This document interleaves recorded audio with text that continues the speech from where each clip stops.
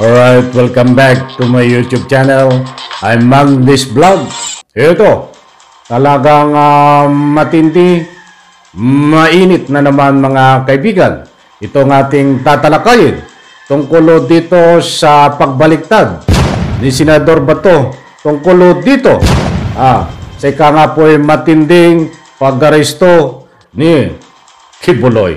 Alam niyo ho, gusto ko pong ibahagi sa inyo ang resibo na itong si Senador Bato ay talagang nag-iimbento, hindi alam ang ginagawa, at naubod ng sinungaling. Mga kaibigan, hindi po ito fake news. Data po at sa puntong ito, yan pong video na ipapakita ko sa inyo at ipapanood ay ilang days na ho ang nakakaraan. But muli kong ipapakita ko sa inyo at yan po ay katunayan resibo na diyan po magbabatay na itong si Senador Bato ay biglang bumaliktad. Maliwanag ko ang sinabi niya before na ika nga po handa siyang mag-security dito po kay Kibuloy. Ba't yan pong lahat ay pawang binaliktad ni Senador Bato? Nako po, yan pong lahat at marami pang iba ang ating tatalakayin laman ng video na yan. Kung bago pa lang po kayo sa aking maliit pa na YouTube channel, inaanyayahan ko po kayo. Please subscribe, sabay-sabay po natin i-like ang video na ito kung nagustuhan nyo po. Ako'y muling nakikiusap mga kaibigan, kung pwede lang. Patapusin po nating panoorin ang kabuuan ng vlog na ito at sa ganon, lubos po nating maunawaan. Kaibigan, samahan niyo po ako. Itong ginawa na kalukuhan ni Senador Bato, panoorin po natin ang resibo. Katunayan na ito ay isang senador na gumagawa ng modus, nagsisinungaling, laman ho ng video na ito. Samahan niyo po ako. Panoorin.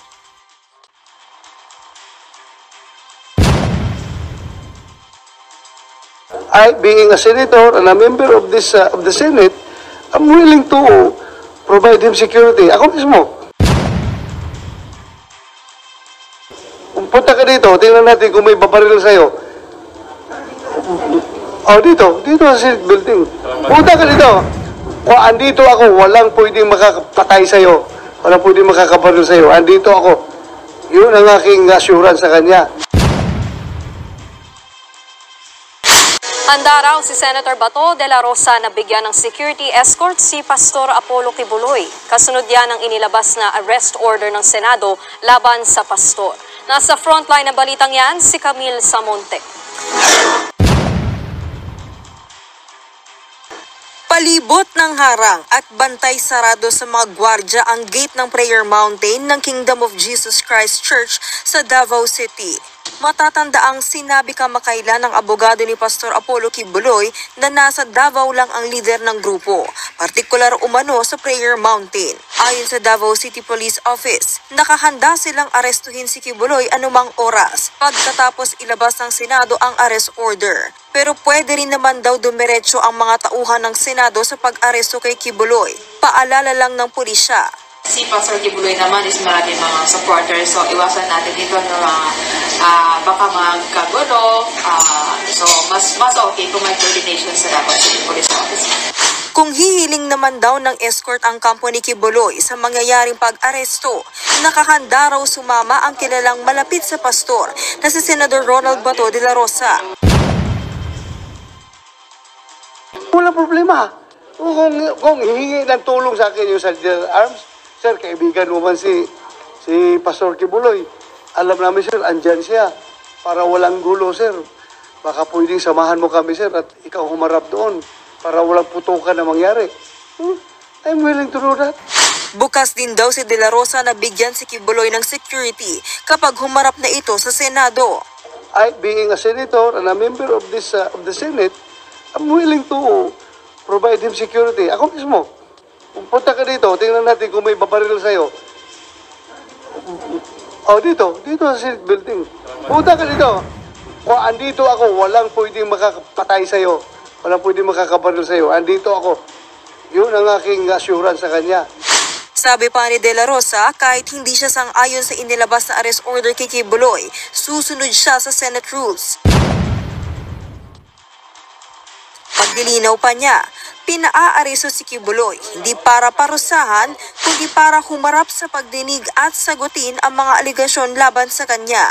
Sa isang pahayag, sinabi ng kampo ni Kibuloy na ginawa nila ang lahat para protektahan ang karapatan ng pastor, pero may ilang makapangyarihan daw na desididong pabagsakin si Kibuloy.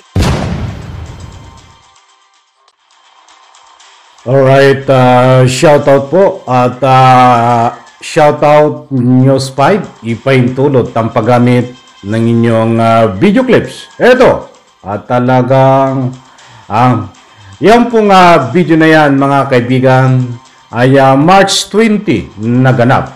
Datapwat kahit ilang days na ho ang nakaraan ay pinakita ko ho sa inyo na yan po ang katunayan na sinabi ho ni Senador Bato na handa po siyang mag-security dito ho kay Kibuloy mga kaibigan, at hindi ko na iisasahin basta't kinonfirm niya dyan na ika nga po'y handa siyang mag-security.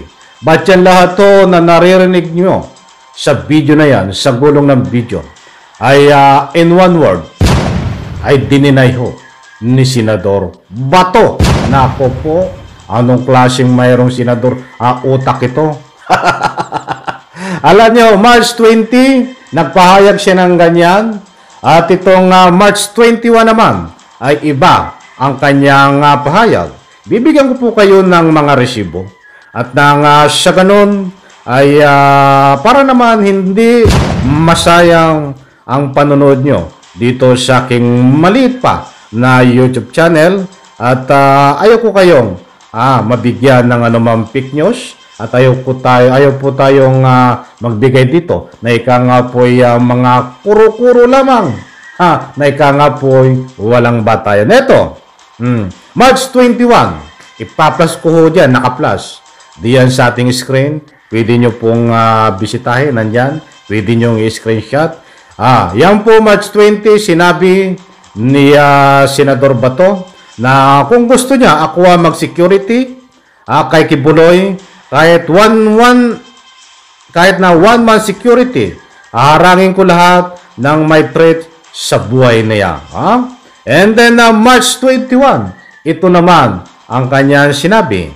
Ang lumabas sa news, atat na atat ako mag-security, kaya Kibuloy, hindi naman sinight. Doon na tinatanong ako, pag pwede ba akong mag-security? Ibig sabihin, at may caption po ito. Ano nakalagay sa caption? Dito sa post na to. Dito sa usapang kongreso. Kasalanan daw ng media. Abay, sinisisi ang media. Senator Bato de la Rosa called the media out for cutting him out of context when he said he was willing to serve as the security escort of controversial Pastor Apollo Kibuloy. Nandiyan po lahat yung aking mga sinabi. Naka-plus po sa screen. Pwede nyo pong i-screenshot para lubos yung maunawag. Nako, di ba? Dito po sa madaling salita, sa isang salita, dito sa pinapabulaanan dinidinay lahat nitong si Senador Bato.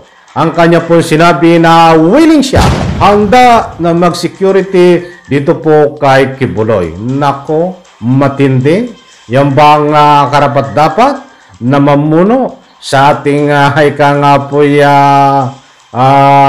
Republika ng Pilipinas na binuto ng tao na ika nga po binigyan ng kapangyarihan upang magsilbi sa taong bayan sa Republika ng Pilipinas.